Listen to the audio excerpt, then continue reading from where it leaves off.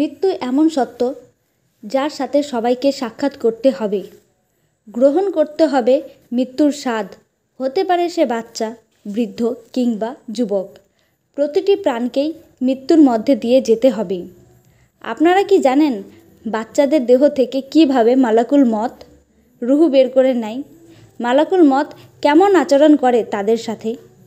নবজাত শিশু জন্মের পর মৃত্যু হলে কোনো গুনাহ তার আমল নামায় যুক্ত হয় না।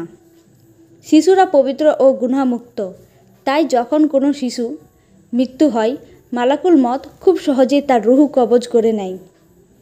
কোনো রকম কষ্টের অনুভূতি ছাড়াই মৃত্যুর পর রুহুকে সরাসরি জান্নাতে নিয়ে যাওয়া হয়, যেখানে তারা হজরত ইব্রাহিম আলাইহিসসালাম ও তার স্ত্রী সারা আলাইহিসসালামের দায়িত্বে থাকবেন।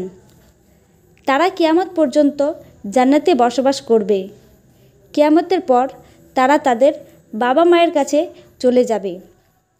যদি তার পিতামাতা জাহান্নামী হয় তাহলে হাশরের ময়দানের দিন তারা আল্লাহর কাছে তার পিতা মাতার জন্য সুপারিশ জানাবে, যেমনটি হজরত মুহাম্মদ সাল্লাল্লাহু আলাইহি ওয়াসাল্লাম তার উম্মতদের জন্য করবেন। আল্লাহ তাআলা তাদেরকে সুপারিশ করার ক্ষমতা দিয়েছেন। শিশুগণ তার পিতা মাতা ছাড়া জান্নাতে প্রবেশ করবে না। আল্লাহ তাআলা আমাদের সবাইকে সৎ পথে ও নেক কর্ম করার তৌফিক দিন। আমিন।